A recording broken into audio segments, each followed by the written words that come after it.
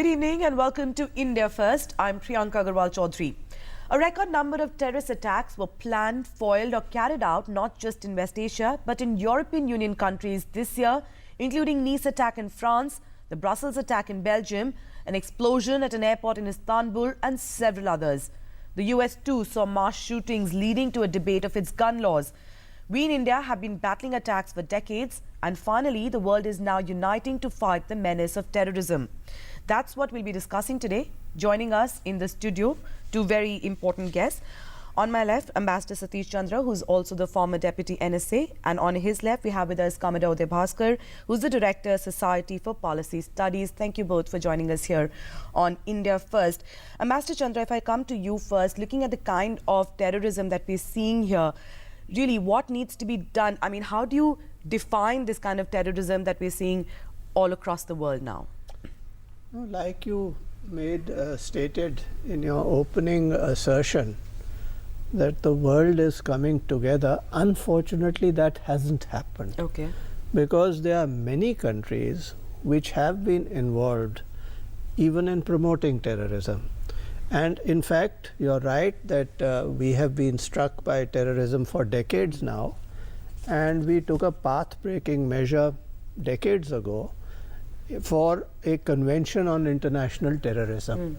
To date, that convention is still on the table, and the definition of terrorism still eludes the international community. We had said that anyone who commits these types of acts is a terrorist, but there are countries which argued and peoples who argued from the Middle East that, and west of us, that one man's freedom fighter is another man's terrorist. So, it stumbled on that, but that is stupid, because actually any act of terrorism is easily definable. It is defined is terrorism per se, and that is how it should be dealt with. And to address it, you asked this second point you made.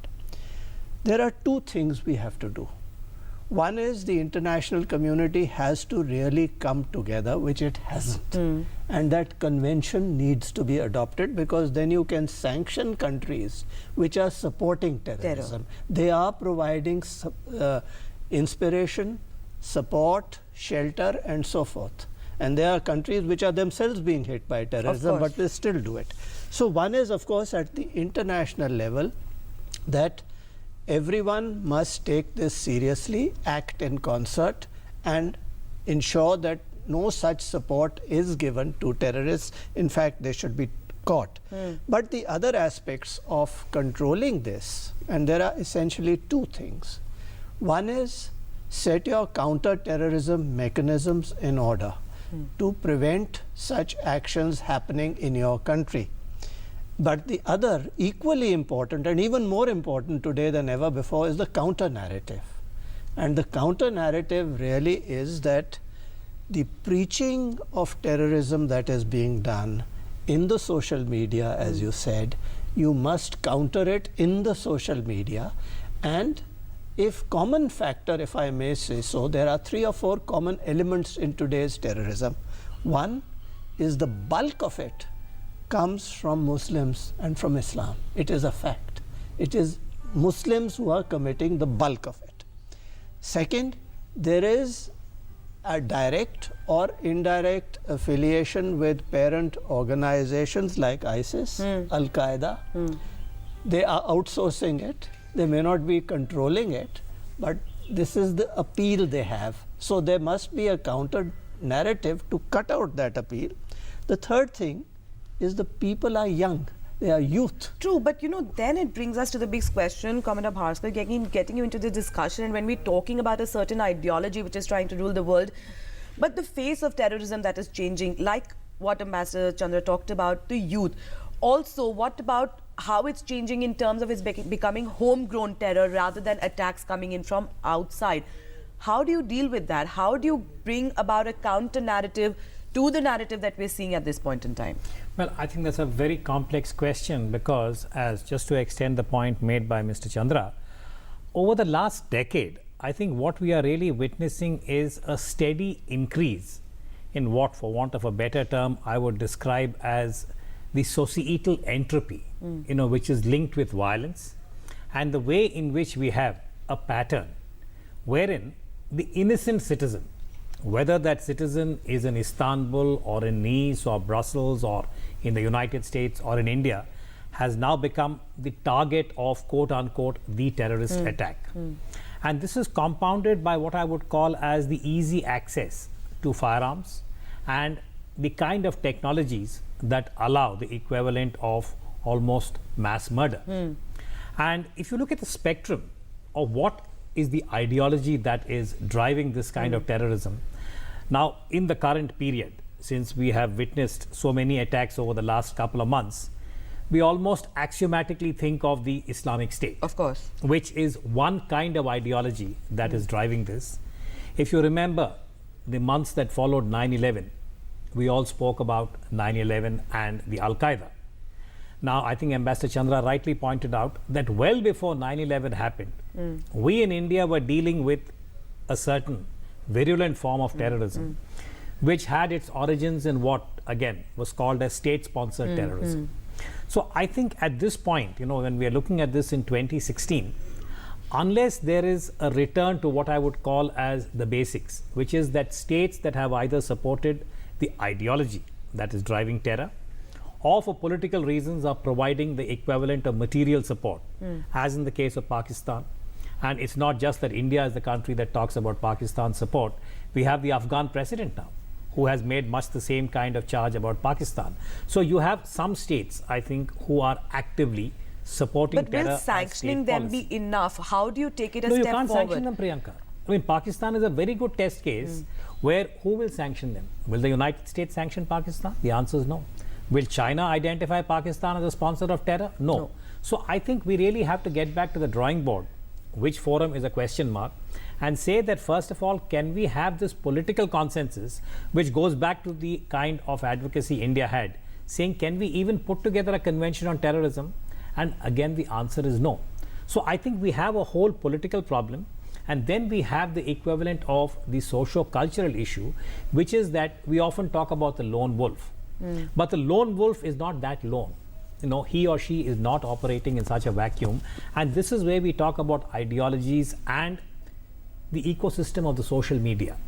And now the way that, demographics are changing, looking at what's happening in Syria, looking at the mass exodus that's happening from there, going to these European countries now and then terrorizing its head there. And like you said, it's not just about bombings, getting arms and ammunition easily. Look at the United States, look at the gun culture that's been prevalent in the United States for so long, and now, teenagers going on rampage. Whether it's going and hitting a gay club, this intolerance that we see all across the world, isn't that what we need to change as well? Priyanka, if you just allow me, I want to make a 30-second point since you raised Syria. I think Syria is a matter of great shame for the whole world. This is where I think almost many of the major states and the regional actors have been culpable in contributing to the mess that Syria is in. And if you reel back a bit and you talk about Iraq and what happened in 2003 and the US action in Iraq, we are talking about a Pandora's box.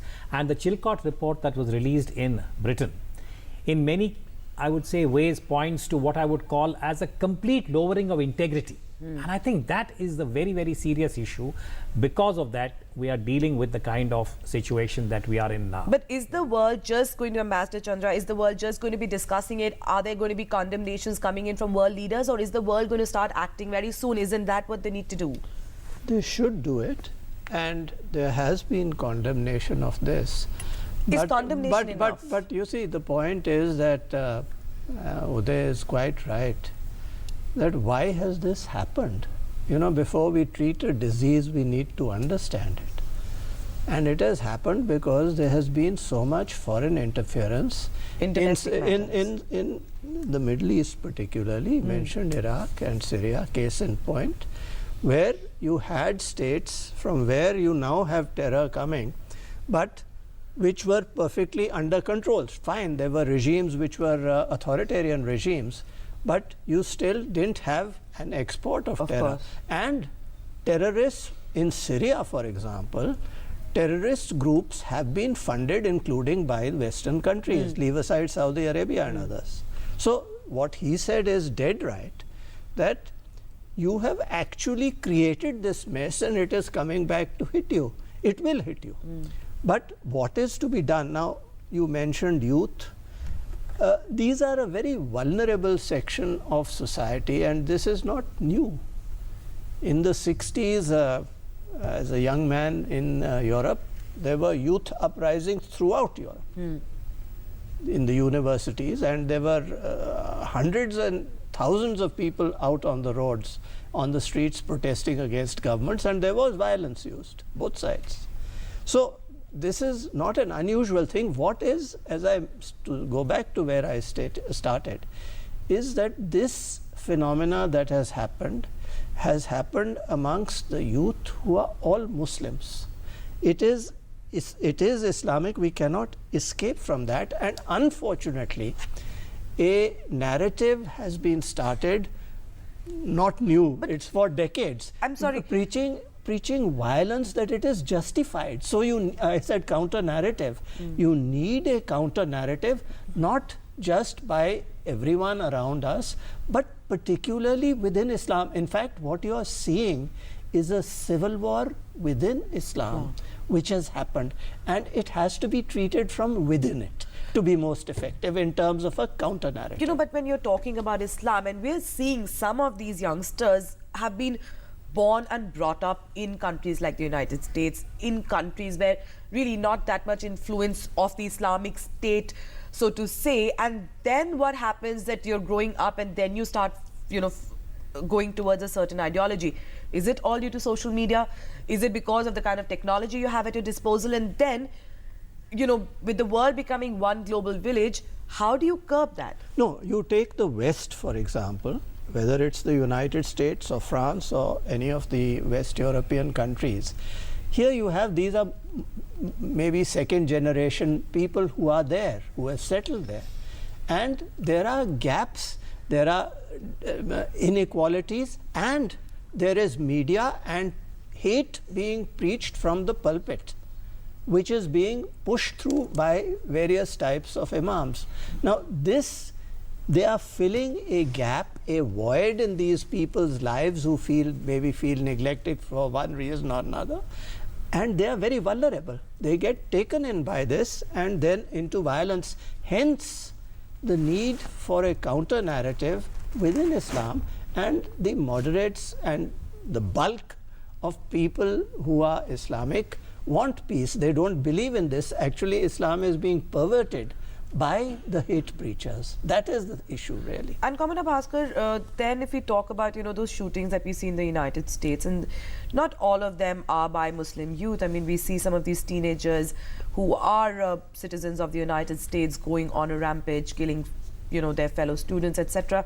And that is a form of terrorism as well, isn't it? No, absolutely. I think the United States has a very distinctive challenge. And this has to do, I would say, with many social indicators as far as the US is concerned. Now we have white racists who have picked up the gun and acted in a certain way.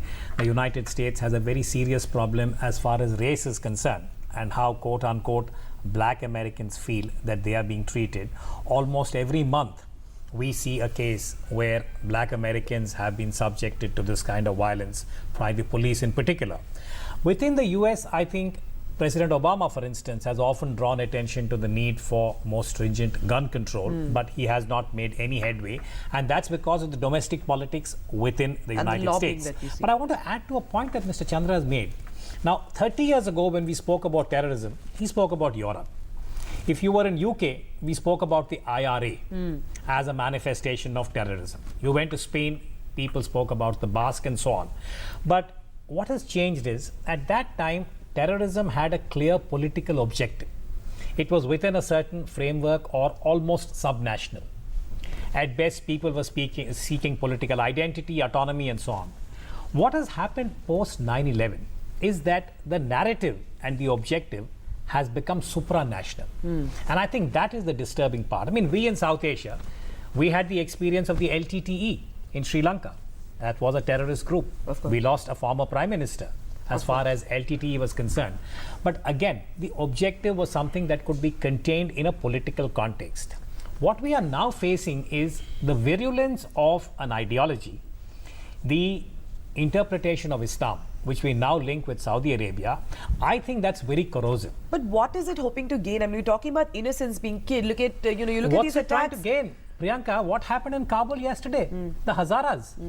They have now taken on a sectarian dimension, and this particular core group, it's spread across the world, says they want to impose the Sharia. Their objective is very clear. They have a clear sense about gender issues. They have a clear sense about what kind of norms will be applied under the Sharia, and that is, I'm afraid, dangerous. And I think we in India, we cannot be complacent. What triggered Dhaka? It was a variation of the same ideology which said that what is happening here is un-Islamic. So you decide that Whether or not Islam is being appropriately interpreted and practiced. And if you think it's in breach, you pick up the gun.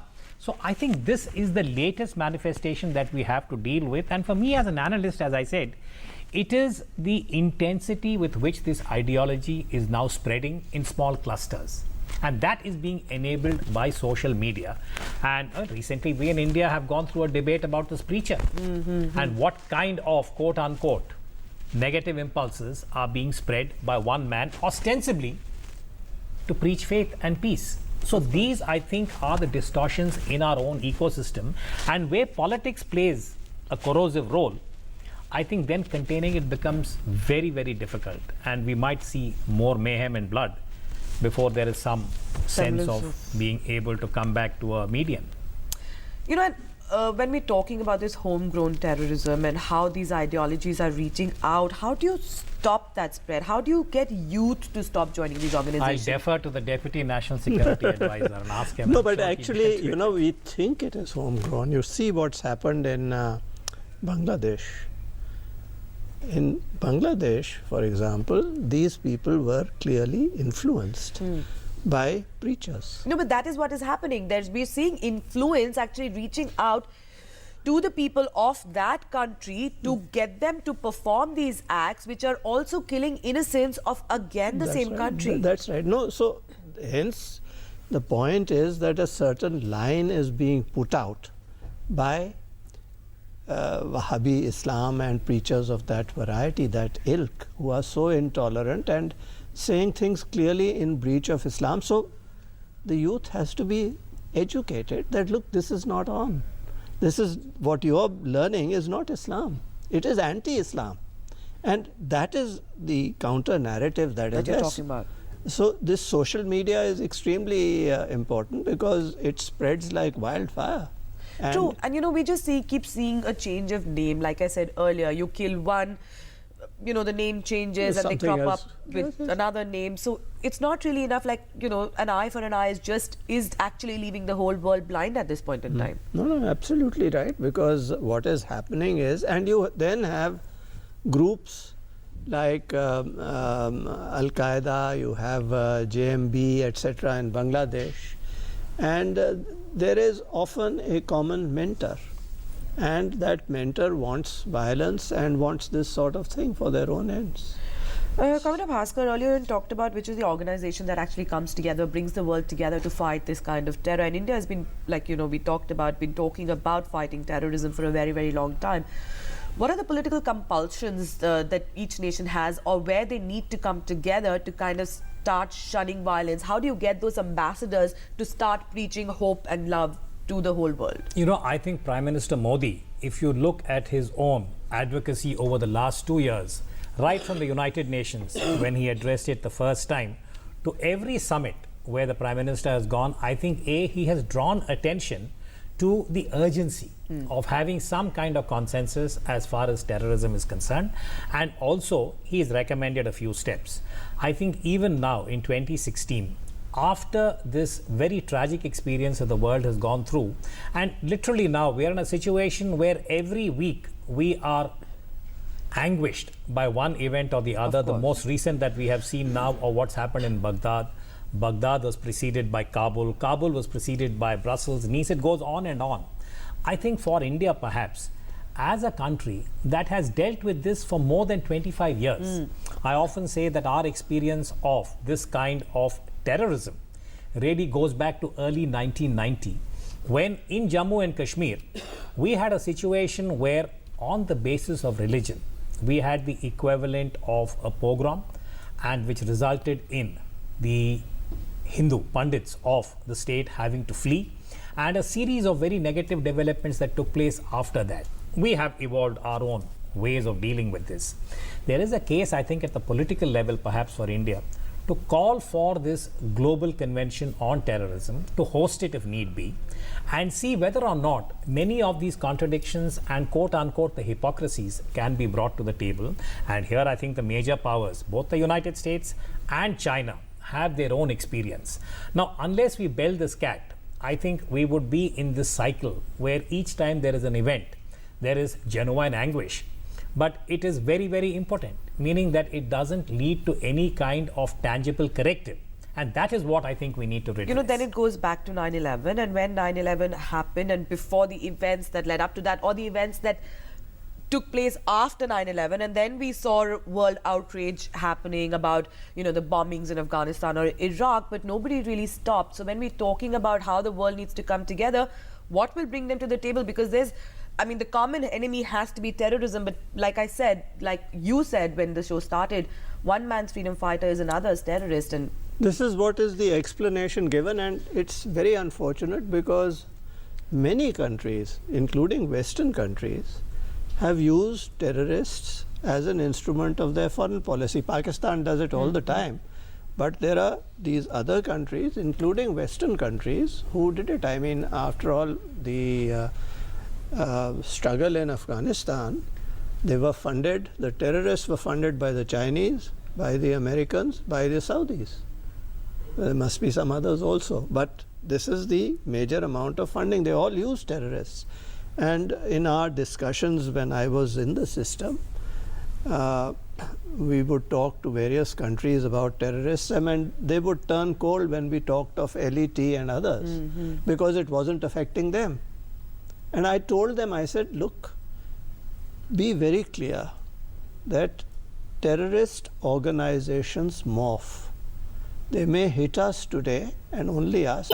After tomorrow, they'll be at you. of course. And you had then, of course, 9/11 and all those sort of things, and it'll keep happening till the world learns that this is an evil which has to be outlawed, and hence the convention. And Prime Minister Modi has been specifically talking about the fact that this convention should be signed on by everybody, because once that happens, then you can sanction countries, because if they are found to be aiding and abetting terrorists, they are liable for sanction.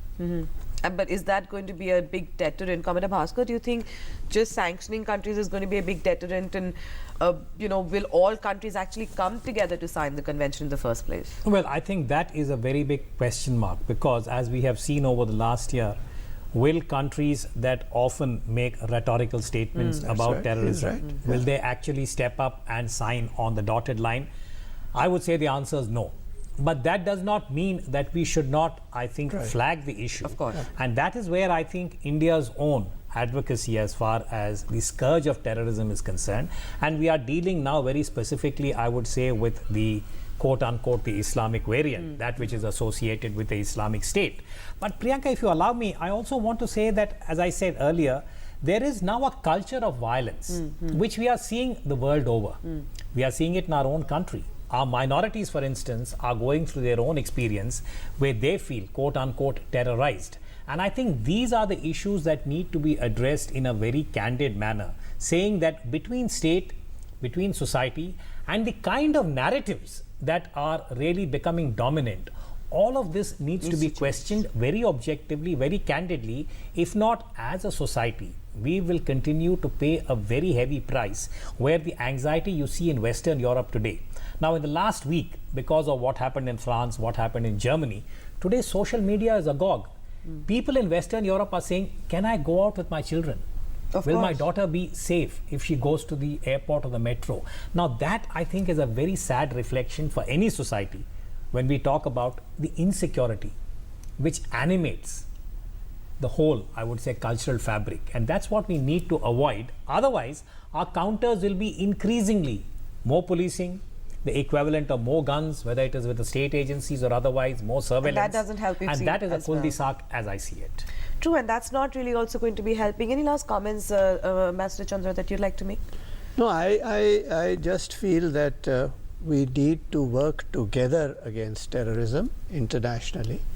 I think we need to also build up our own counter-terrorism networks, ensure that they are working properly, and arrange for a proper counter-narrative to terrorists. I think that is essential. All right, so the big takeaway really is that the whole world really needs to come together and be firm in how they want to deal with terror. Thank you, Commander Bhaskar and Master Chandra, for joining us here on India First today and sharing your insights with us. Thank you. So that's all we have for you in this discussion for today, but news and updates do continue on DD News. You keep watching. I'll take your leave. Namaskar.